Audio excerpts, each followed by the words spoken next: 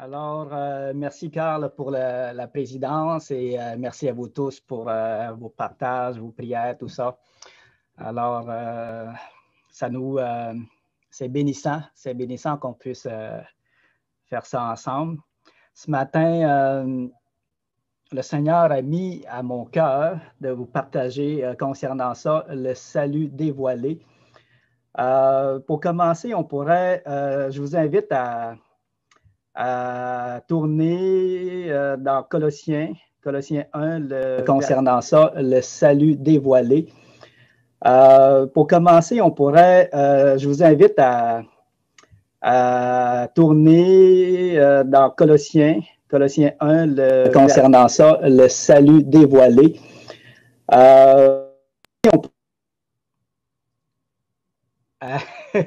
Désolée, là, on entendait ce qui se passe sur YouTube. On va arranger ça. OK.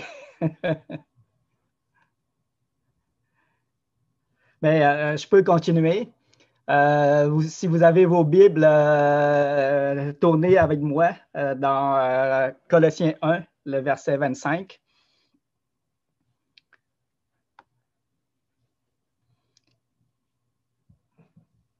Alors, ça dit ceci. C'est d'elle que j'ai été fait ministre selon la charge que Dieu m'a donnée auprès de vous, afin que j'annonçasse pleinement la parole de Dieu. Le mystère caché de tout temps et dans tous les âges, mais révélé maintenant à ses saints, à qui Dieu a voulu faire connaître quelle est la glorieuse richesse de ce mystère parmi les païens, savoir Christ en vous, l'espérance de la gloire.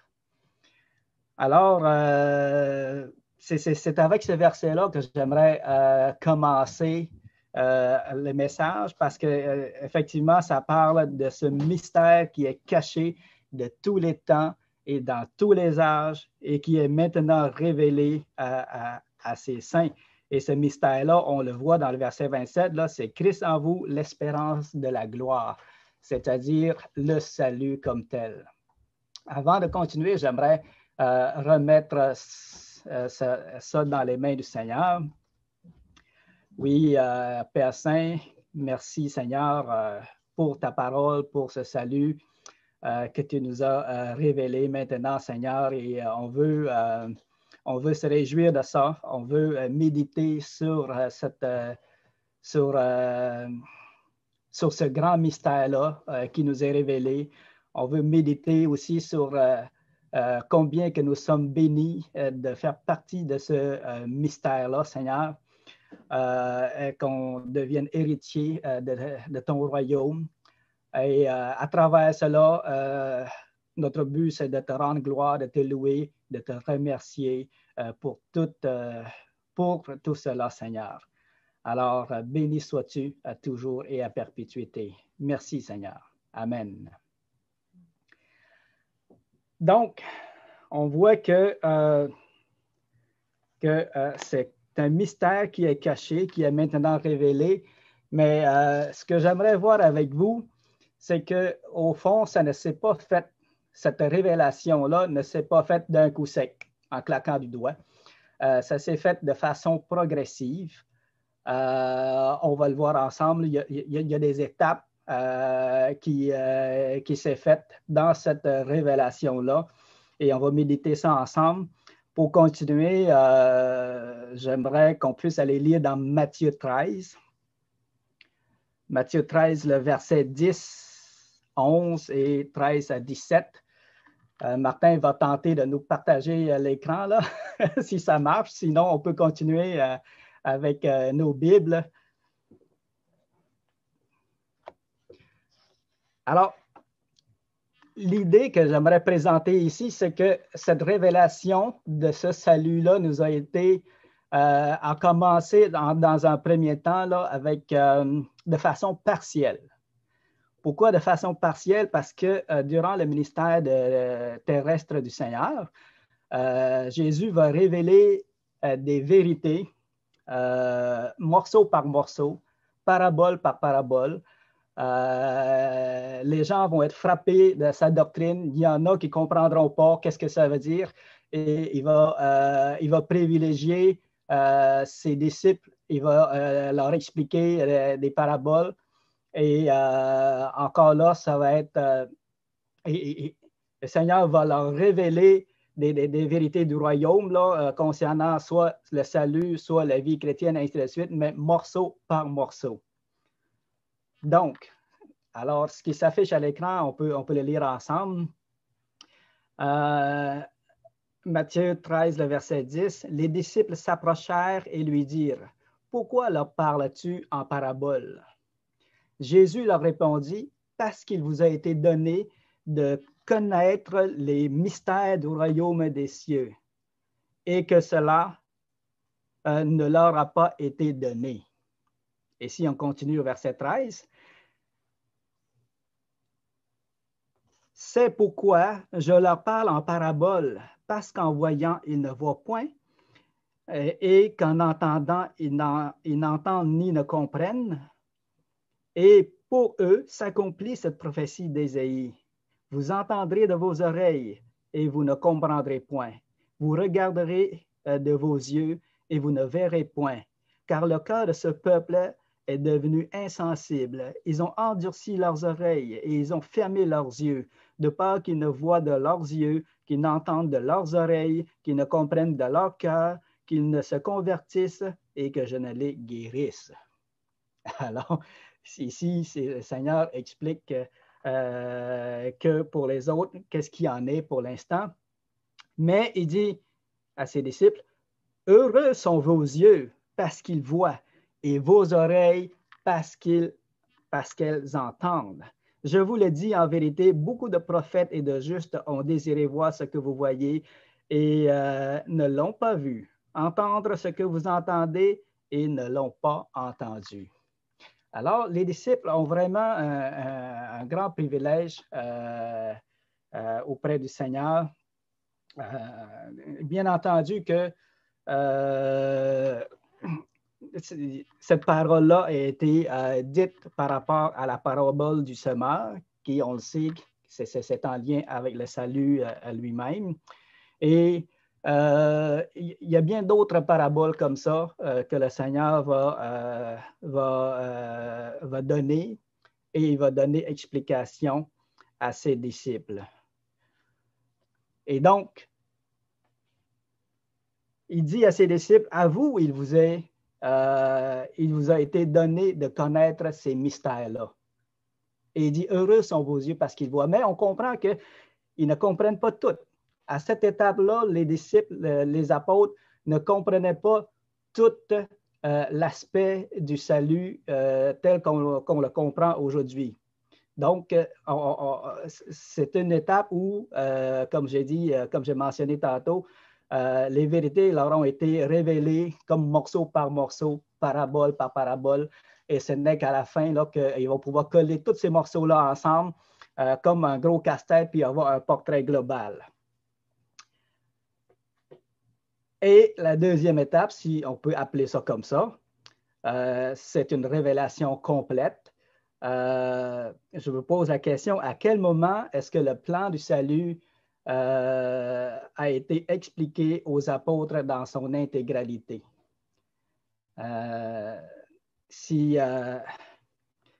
Martin, si tu veux enlever ça de l'écran. Donc, à quel moment est-ce que le plan du salut a été expliqué aux apôtres comme tel?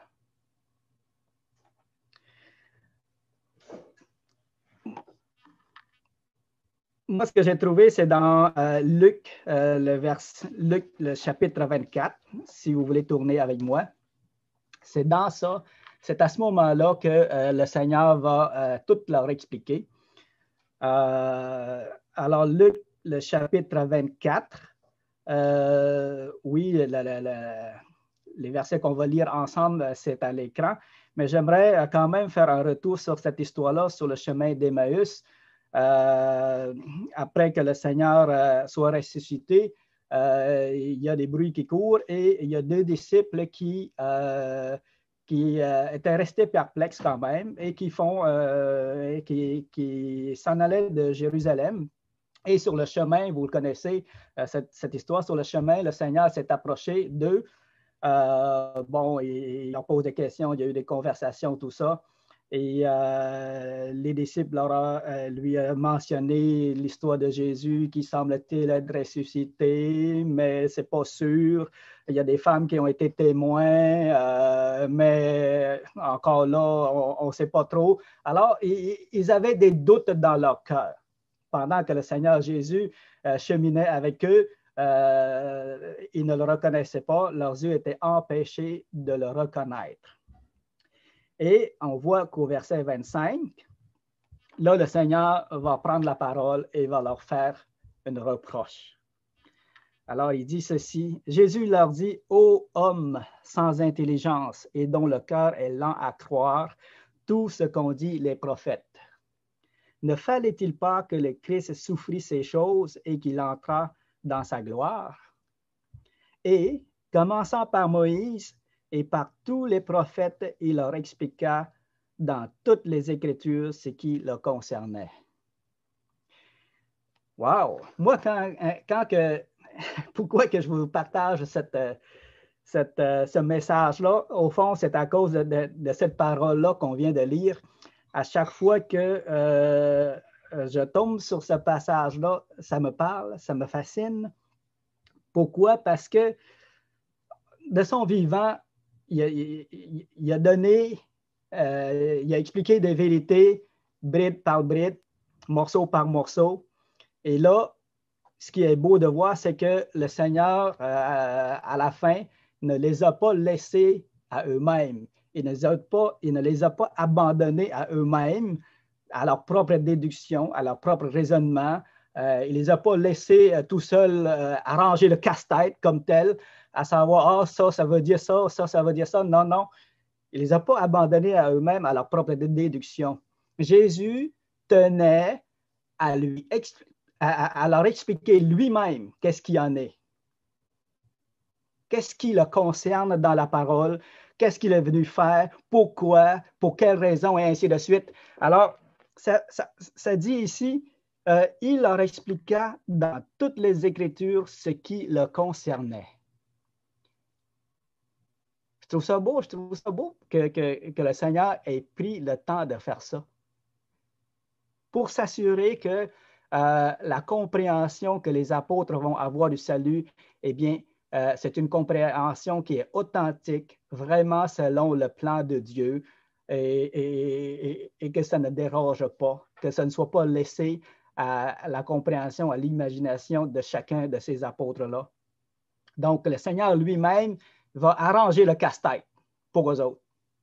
Il va leur expliquer, voici qu'est-ce que ça veut dire, voici le portrait global, voici c'est ça le plan de Dieu, voici c'est ça le plan du salut, voici pourquoi que le Christ est venu sur la terre, pourquoi il va mourir, puis comment est-ce que les gens vont pouvoir être sauvés. Alors, c'est merveilleux qu'il ait pris ce temps-là. Et quand on lit plus loin, du verset 44 à 47,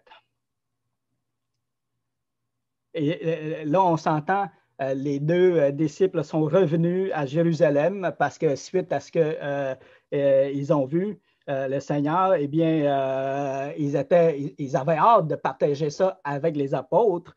Ils sont donc retournés à Jérusalem et il leur a dit qu'ils ont vu le Seigneur. Et eux autres ne croyaient pas encore. Et vous connaissez l'histoire. À un moment donné, le Seigneur s'est présenté devant eux autres et vraiment pour les rassurer que c'est bien lui, que ce n'est pas un fantôme, ce n'est pas un esprit. Il leur a demandé quelque chose à manger et il a mangé devant eux autres. Et là, au verset 44, il leur explique encore. Puis il leur dit, c'est là ce que je vous disais lorsque j'étais encore avec vous, qu'il fallait que s'accomplisse tout ce qui est écrit de moi dans la loi de Moïse et dans les prophètes et dans les psaumes. Alors, il a ouvert l'esprit afin qu'ils comprissent les Écritures. Ça, là, tantôt, notre frère Carl nous parlait des savants qui ont fait des découvertes, tout ça, mais qui malgré tout ne comprenaient pas la parole de Dieu. Puis, dans ma prière, je remerciais le Seigneur sur le fait que nous, là, moi, je ne suis pas quelqu'un de si intelligent que ça, à comparer à bien d'autres. Je sais qu'il y a, dans ce monde-ci, il y a bien des gens qui sont plus intelligents que moi. Mais finalement, avec l'intelligence que j'ai, ou avec le pas d'intelligence que j'ai, le Seigneur s'est révélé à moi comme à vous et il nous a ouvert l'esprit afin que l'on comprenne les Écritures. Puis ça, c'est vraiment merveilleux. On voit que c'est vraiment pas de notre ressort qu'on est venu au Seigneur, qu'on a compris. Parce que malgré que le Seigneur leur expliquait, ils ont de la misère à comprendre. Il fallait que le Seigneur ouvre leur esprit et leur cœur. Le verset 46, il leur dit, « Ainsi, il est écrit que le Christ souffrirait et qu'il ressusciterait des morts le troisième jour et que la repentance et le pardon des péchés seraient prêchés en son nom à toutes les nations, à commencer par Jérusalem. Vous êtes témoins de ces choses, et voici, j'enverrai sur vous ce que mon Père a promis. Mais vous restez dans la ville jusqu'à ce que vous soyez revêtus de la puissance d'en haut. » Ce que j'ai trouvé bon aussi, vous savez, même après cette explication, même après que le Seigneur a collé tous les morceaux ensemble, tous les morceaux des casse-têtes pour faire un beau portrait devant eux autres, pour leur expliquer tout le processus du salut, tout ça. Malgré tout ça, il leur manquait un élément. Ils n'ont pas tout compris encore. Bien entendu, ils comprenaient en quoi consiste le processus du salut, pourquoi Christ est venu, pourquoi il est mort, pourquoi il fallait qu'il souffre, puis de quelle manière maintenant on peut être sauvé à travers ce processus-là. Là, ils comprenaient ça. Mais par contre, le verset 24, pas 24, mais le verset 47, restait encore nébuleux dans leur tête. Parce que l'histoire va nous montrer qu'ils n'ont pas encore compris ça. Le verset 47, ça dit « Et que la repentance et le pardon des péchés seraient prêchés en son nom à toutes les nations, à commencer par Jérusalem. » C'est toutes les nations que là, ça restait nébuleux encore. Ils ont compris le processus du salut, se l'appliquaient à eux-mêmes. Mais concernant les nations, ça restait nébuleux encore, puis on va le voir jusqu'à quel moment. L'autre point que je voulais mentionner par rapport au chapitre 24, c'est que j'ai mentionné que c'est beau de voir que le Seigneur a expliqué les Écritures, tout ça concernant lui. J'aimerais parler de la nécessité qu'il le fasse. Premièrement, c'est que, bon, il ne veut pas laisser l'interprétation personnelle aux apôtres concernant tout ce qu'ils ont entendu, tout ça. Il a expliqué lui-même. Et il le fallait parce que on sait très bien que pour les Juifs, en fait, dans le peuple juif, tous savaient que le Messie allait venir les sauver. Mais ils ne s'attendaient pas à ce que ce soit de cette manière-là. C'est ça que j'aimerais mentionner également. Pour eux autres, ils s'attendaient probablement à un Messie qui viendrait avec l'épée sur un cheval pour les délivrer de la servitude qu'ils ont physiquement, parce qu'ils étaient assujettis, tout ça. Mais ils ne s'attendaient pas à ce que ce soit de cette manière-là, que le Messie vienne comme un agneau qui doit être crucifié. Ils ne savaient pas que la délivrance allait premièrement être spirituelle, hein, le pardon des péchés en croyant en lui, puis ensuite corporelle.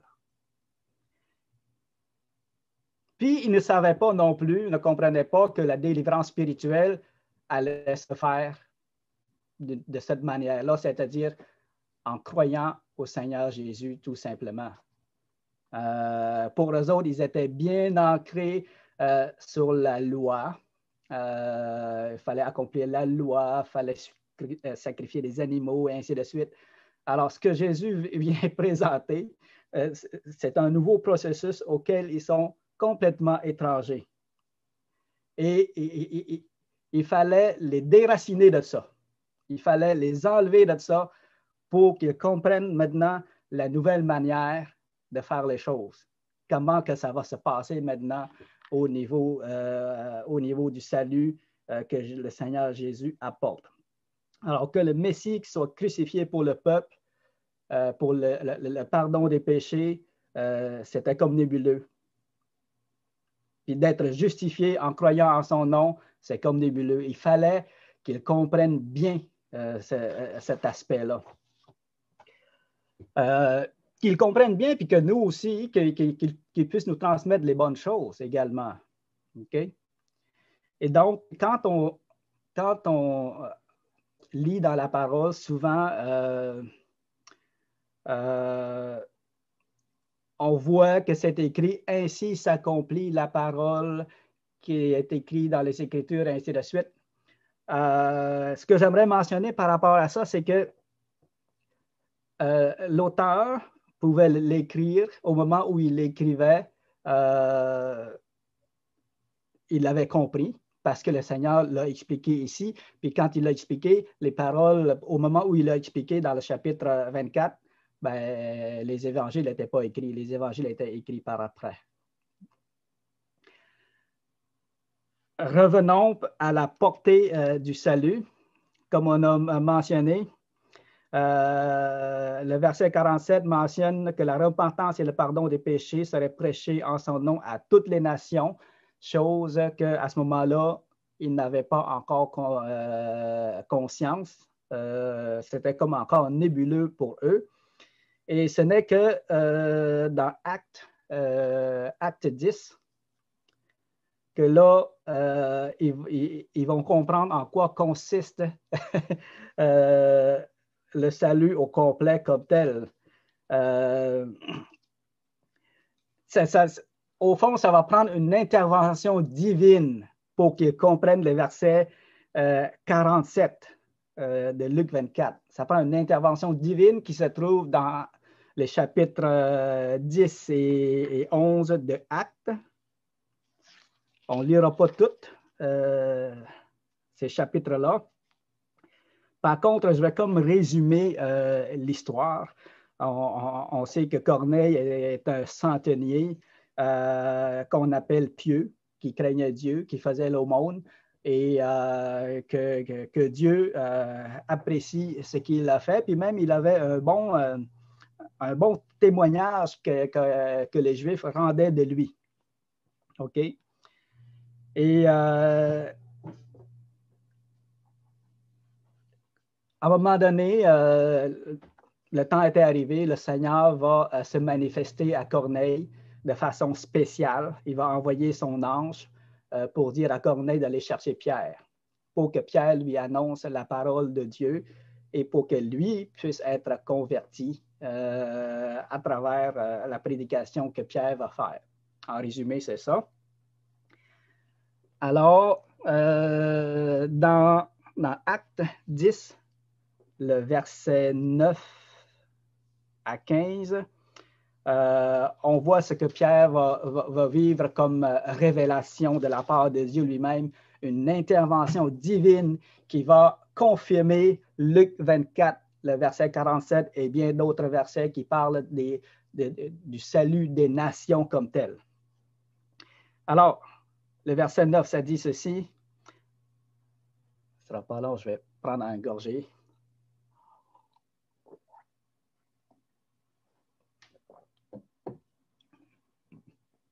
Le lendemain, comme ils étaient en route, ça, c'est les serviteurs de Corneille qui venaient chercher Pierre. Hein? Comme ils étaient en route et qu'ils s'approchaient de la ville, Pierre monta sur le toit vers la 6e heure pour prier. Il eut faim et il voulut manger. pendant qu'on lui préparait à manger, il tomba en extase.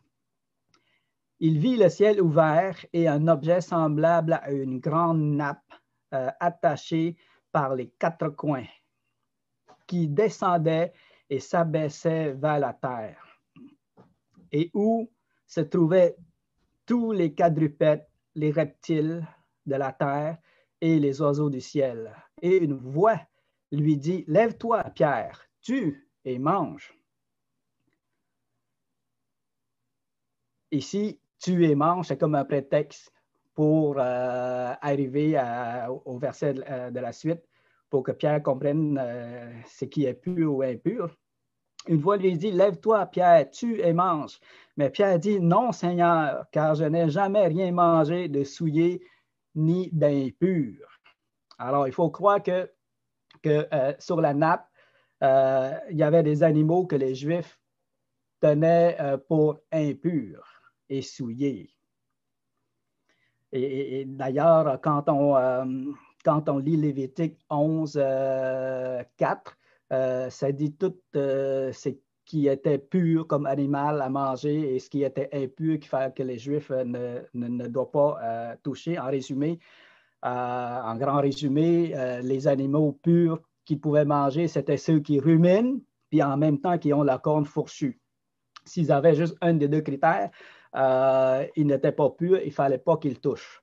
Et le Seigneur avait donné des exemples de ces animaux-là. Mais visiblement, dans la nappe, c'était des animaux qui étaient impurs, que Pierre refusait de manger. Et le verset 15, « Pour la seconde fois, la voix se fit entendre à lui. Ce que Dieu a déclaré pur, ne le regarde pas comme souillé. »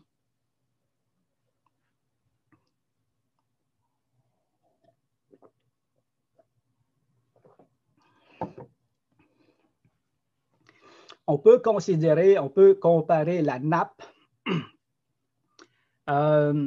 au monde qui s'étend dans les quatre coins de la terre.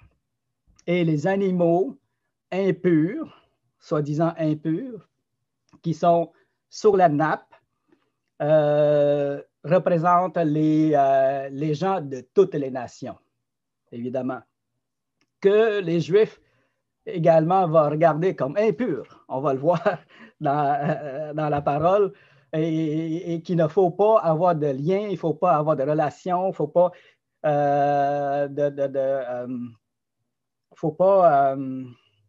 comment je pourrais dire, faut pas avoir de contact spirituel avec les autres, autrement dit, les gens des nations. On va le voir avec l'attitude de Pierre.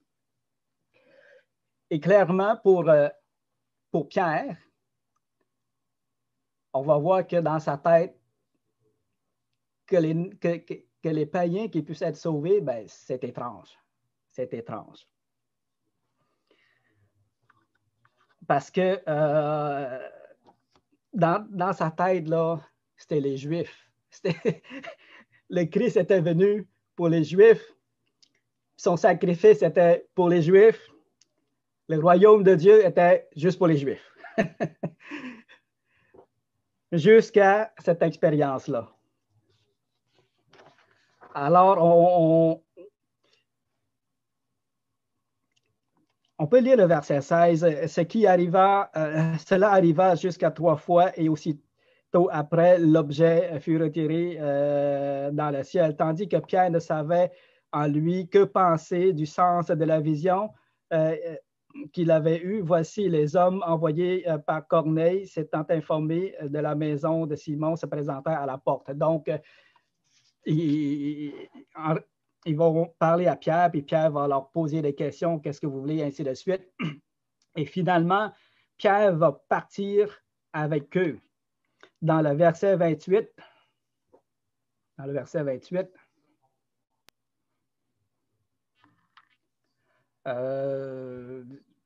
je vais quand même lire un peu avant. Excuse-moi, Martin, je vais quand même un peu lire avant. Le verset 25, « Lorsque Pierre entra, Corneille, qui qui était allé au-devant de lui, tomba à ses pieds et se prosterna. Mais Pierre le releva en disant, « Lève-toi, moi aussi je suis un homme. » Et conversant avec lui, il entra et trouva beaucoup de personnes réunies. Et là, c'est là que il va, qu'on va voir qu'est-ce qu'il pense de ça. Voici ce qu'il leur dit. « Vous savez, leur dit-il, qu'il est défendu en juif de se lier à un étranger et d'entrer chez lui. » Alors, voyez-vous, il a dit à Dieu, « Non. » Le Seigneur a dit, « Tue et mange. » Il dit, « Non, je ne touche pas à un animal impur. Je ne mange pas quelque chose d'impur. » Et le Seigneur lui dit, « N'appelle pas impur ce que le Seigneur appelle pur. » Et là, il dit, « Vous savez, leur dit-il, qu'il est défendu en juif de se lier à un étranger et d'entrer chez lui. Mais Dieu m'a appris à ne pas regarder aucun homme comme souillé et impur. » Et là, ici, il faut bien comprendre, le mot souillé et impur, dans le contexte, se réfère d'être exclu de l'élection divine. OK? Parce qu'à la base, on sait que tous les hommes, à cause du péché, nous sommes souillés et impurs par le péché, qu'on soit juif, qu'on soit grec, qu'on soit païen, qu'on soit n'importe qui sur la terre, nous avons la nature pécheresse qui est en nous, qui fait en sorte qu'on ne peut hériter le royaume de Dieu. Alors donc ici, quand Pierre a dit, « Mais Dieu m'a appris à ne regarder aucun homme comme souillé et impur », c'est vraiment, ça se réfère au fait d'être exclu de l'élection divine, exclu du salut. En réalité, je reconnais qu'aucun homme n'est exclu nécessairement de l'élection divine. Il ne faut pas prendre pour acquis. Autrement dit, que quelqu'un soit exclu du salut. On sait que le Seigneur ne touche pas. Il y a des personnes que le Seigneur va toucher et d'autres que le Seigneur ne touchera pas, juifs ou grecs. Mais c'est étonnant comment cette déclaration de Pierre. Premièrement, il y a toujours l'habitude de dire, OK, on ne se lie pas avec un étranger. Mais maintenant, avec ce que j'ai vécu, dans la vision que j'ai eue, bien, le Seigneur m'apprend à ne pas vous regarder comme étant des damnés d'avance, autrement dit. Et il va continuer au verset 34 et 35.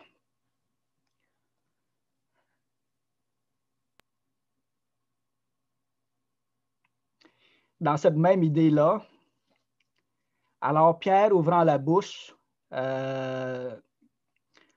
il dit, « En vérité, je reconnais que Dieu ne fait point exception de personne, c'est-à-dire Dieu ne fait pas de favoritisme.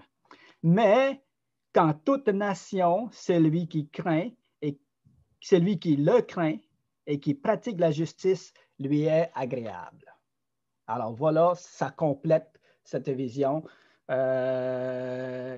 On sait que tout homme est pécheur, tout homme est voué à la perdition, qu'il soit juif ou qu'il soit grec. Mais maintenant, Pierre va dire, je sais maintenant que Dieu ne fait exception de personne.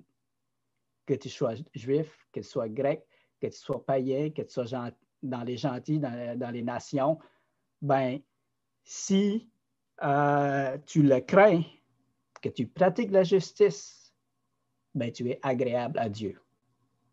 Alors, c'est une nouvelle compréhension qu'il a compris à travers cette révélation-là. L'histoire nous dit que, effectivement, dans les versets subséquents, là, 37 à 43, et ainsi de suite, même jusqu'à la fin du chapitre 10, que Pierre va parler du Seigneur Jésus, va expliquer qu'est-ce qu'il a fait, pourquoi il est mort, et ainsi de suite. Et le Saint-Esprit va venir sur Corneille et toute sa famille. Et là, ça va vraiment confirmer à Pierre que oui, le salut est aussi ouvert à toutes les nations, à n'importe qui, en n'importe quel lieu qu'il soit, dans n'importe quel pays. Les gens peuvent croire à Dieu et être sauvés. Gloire à Dieu. Toute une révélation, ça. C'est un grand mystère. Parce qu'ils ont toujours vu que le Christ était pour Israël. Sa mort, le salut, le royaume, c'est juste pour Israël. Mais là, wow! C'est aussi pour les gens des nations. Toute une grande révélation. Mais là, Pierre n'était pas seul. Heureusement, il y avait d'autres frères qui étaient avec lui, qui ont confirmé la révélation du Seigneur dans toute cette histoire-là, parce que bientôt, Pierre va devoir justifier sa conduite aux autres qui n'étaient pas là. Hein? Dans le chapitre 11, si vous lisez du verset 1 jusqu'au verset 18, là, on va voir que les autres apôtres là, vont lui reprocher. Pourquoi tu as fait ça? Pourquoi tu es allé chez un païen? Pourquoi tu as prêché un païen? Puis, ça n'a pas de sens. Pierre va devoir justifier sa conduite et va devoir expliquer. Et avec des témoins qui étaient venus avec lui, là, ça va confirmer que non, Pierre n'était pas d'un patate.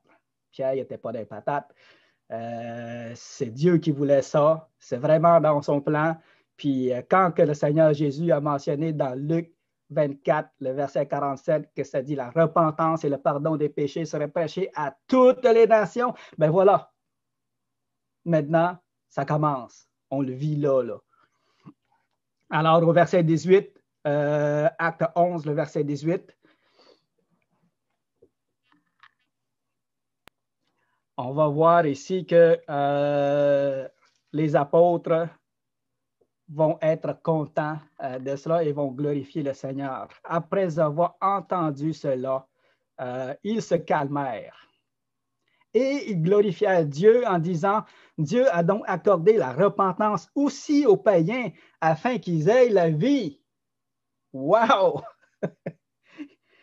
Afin qu'ils aient la vie. Alors, c'est vraiment une révélation triomphale, encore plus pour nous que pour les Juifs. Vraiment une grande révélation. Et avec ça, on voit que tout le puzzle qui avait été fait déjà dans Luc 24, mais maintenant, les apôtres comprennent dans toute son intégralité le plan du salut comme tel, comme quoi que les païens sont co-héritiers du royaume de Dieu avec eux. OK? On voit ici, c'est par révélation. C'est une intervention divine plutôt que le Seigneur a faite pour sceller ça, ce mystère-là. Pas pour sceller, mais pour dévoiler ce mystère-là. Mais on peut aller lire dans Éphésiens 3, le verset 3. On va voir que Paul, lui, n'a pas appris ce mystère-là à travers les autres apôtres, mais c'est par révélation qu'il va l'apprendre. Mais ça ne fait rien, ça confirme ce que les apôtres ont vécu dans Actes 10 et 11. Donc, dans Éphésiens 3, le verset 3 à 6, ça dit ceci, « C'est par révélation que j'ai eu connaissance du mystère sur lequel je viens d'écrire un peu de mots. En les lisant, vous pouvez vous représenter l'intelligence que j'ai eue du mystère de Christ. Il n'a pas été manifesté aux fils des hommes dans les autres générations comme il a été révélé maintenant par l'Esprit aux saints apôtres et prophètes de Christ. » Alors, quel mystère? Ça dit ceci, ce mystère, c'est que les païens sont co-héritiers, forment un même corps et participent à la même promesse en Jésus-Christ par l'Évangile. Wow! Paul a reçu ça par révélation. D'ailleurs, plus tard, et dans une de ses lettres, il disait qu'il n'a pas descendu vers les autres apôtres pour les consulter, mais il est parti annonçant la parole parce que, bon, il y a eu une révélation que le Seigneur lui a donnée, et ainsi de suite. On voit que le témoignage de Paul et le témoignage de Pierre se rejoignent et confirment ce grand mystère-là concernant le salut qui est dévoilé. On sait, on l'a vu en plusieurs étapes. Alors, pour conclure, on voit que tout est là. Tout est écrit. Le salut est dévoilé dans la parole de Dieu. C'est écrit noir sur blanc. OK? C'est expliqué noir sur blanc dans la parole de Dieu. Mais ce qui est plus beau encore, c'est que pour nous qui croyons, ce mystère-là n'est pas seulement dévoilé noir sur blanc, mais nous sommes devenus participants de ce mystère-là. Voyez-vous, c'est ça qui est plus beau. C'est ça qui est le plus beau, c'est que c'est un grand mystère qui a été caché de tout le temps, révélé, puis ça concerne le salut des hommes, et nous faisons partie de ce mystère-là. Nous sommes participants de ce mystère-là.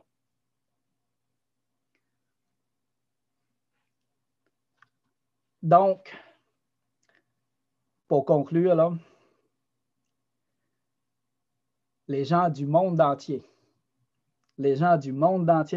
qu'ils soient juifs ou païens,